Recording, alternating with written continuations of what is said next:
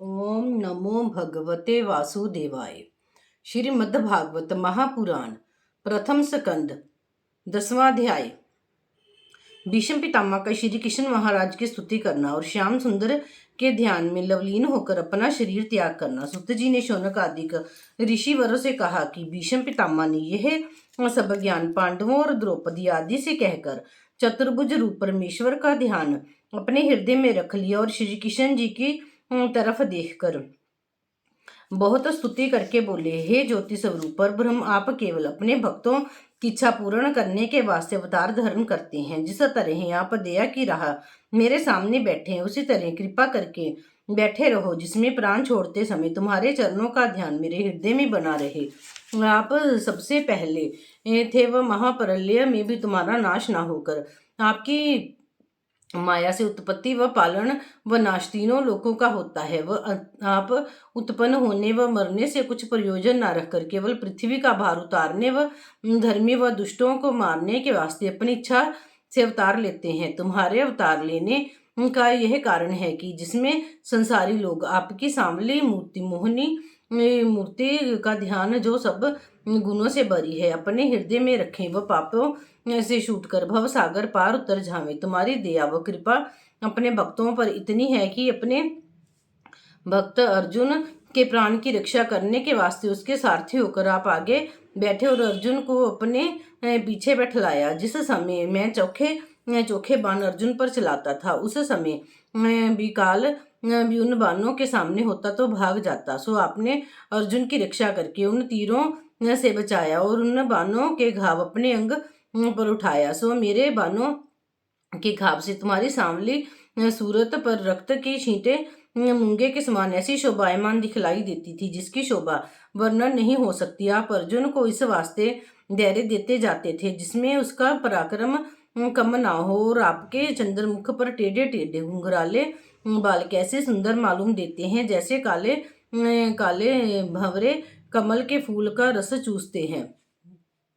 तुम्हारे मुखार बिंद पर धूल उड़कर पड़ने और पसीना होने से कैसे मालूम होता है, जैसे फूल पर ओस की बूंद रहती है, और वह पसीना तुम अपने पीताम्बर से पहुंचकर दाहिने हाथ में कोड़ा व बाएं हाथ में रास घोड़ों के लिए हुए रथ के जल्दी से मेरी तरफ दौड़ाते थे। सो मैं चाहता हूँ कि वहीं आपका स्वरूप मेरी आंखों में बसा रहे, जो तुम्हारे कमल रूपी चरण मेरे हृदय से बाहर ना जावे। आप अपने भक्तों का ऐसा मान रखते हैं कि महाभारत होने के पहले तुमने प्रण किया था कि हम शस्त्र नहीं चलाएंगे, केवल रथवानी करेंगे, शंख बजावेंगे, और हमने प्रतिज्ञा की थी कि जो मैं भीष्म पितामह हूँ तो आपको लड़ाई में विकल करके तुम्हारा प्राण छुड़ाकर तुमसे अस्त्र धराऊं। सो अपने भक्त पक्ष की राह से विचारा कि मेरा प्रण छूट जावे तो संदेह नहीं, पर मेरे भक्त की प्रतिज्ञा ना छूटे, यह समझकर जब मैंने अर्जुन के रथ का पहिया तोड़कर घोड़ों को मार डाला और उसके रथ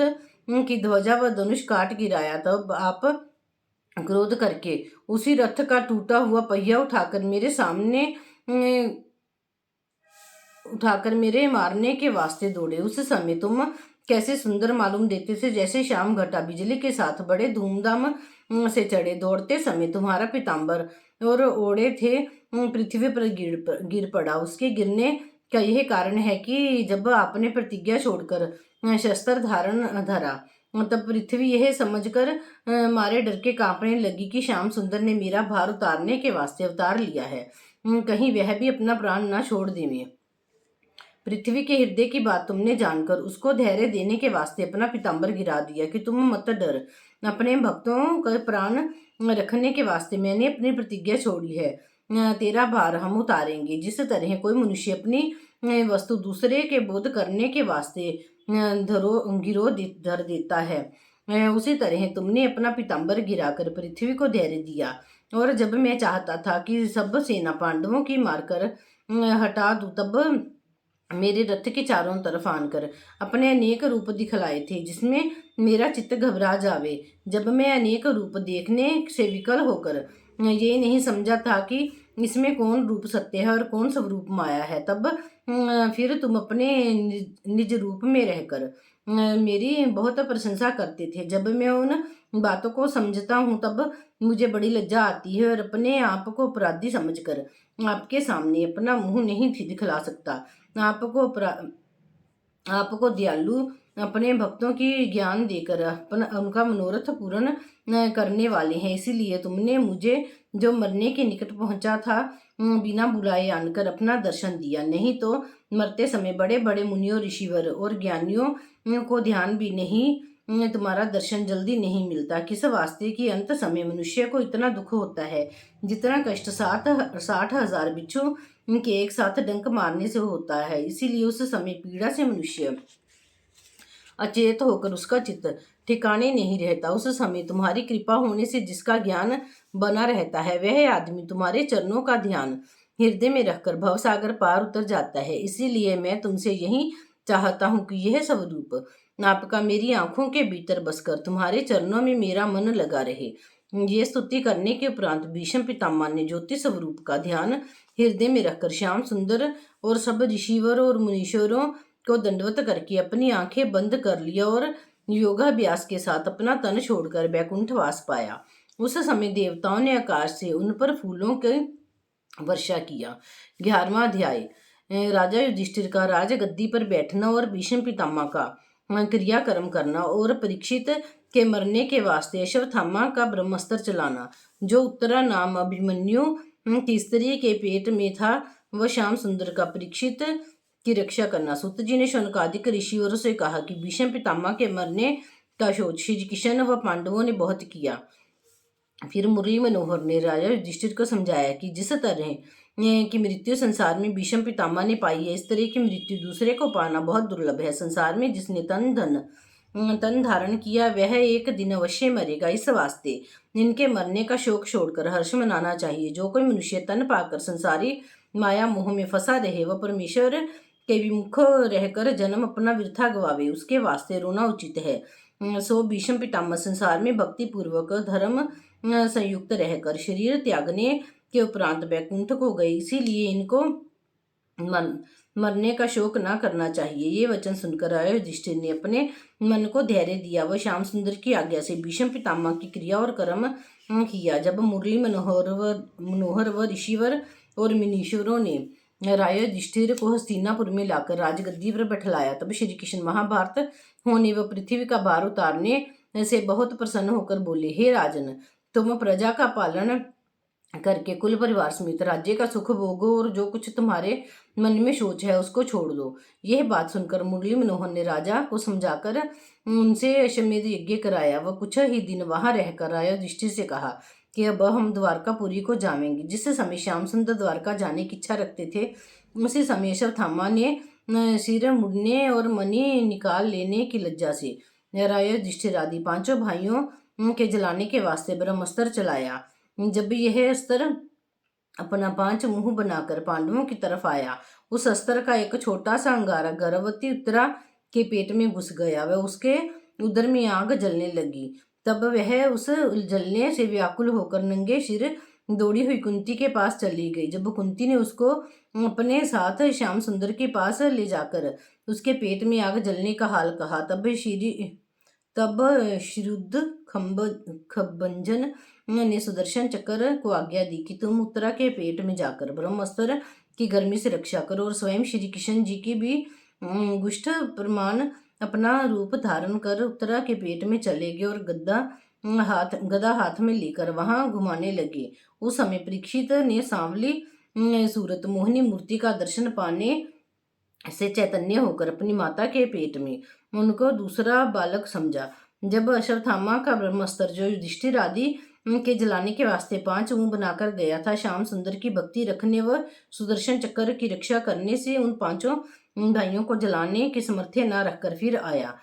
तब अश्वत्थामा ने उस अग्नि का मंत्र के बल से बुझा दिया। वह राजा विराट की बेटी उत्तरा अपनी जाति के अभिमान से गुरुमुख बिना हो हरि चरणों में अच्छी तरह विश्वास व प्रेम नहीं रखती थी। इसीलिए ब्रह्मास्त्र का एक अंगारा उसके पेट में चला गया था। सो कुंती के कहने से श्याम सुंदर ने उसकी भी रक्षा किया।